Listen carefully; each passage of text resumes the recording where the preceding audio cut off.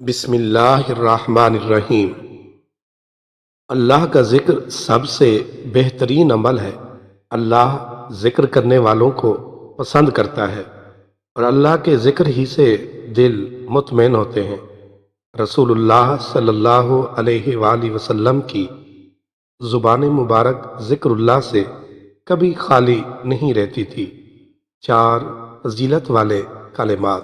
حضرت سمرہ بن جندب رضی اللہ عنہ سے روایت ہے کہ رسول اللہ صلی اللہ علیہ وآلہ وسلم نے ارشاد فرمایا، اللہ کے نزدیک سب سے زیادہ محبوب کلمات 4 ہیں: سبحان اللہ والحمد للہ ولا الہ الا اللہ واللہ اکبر۔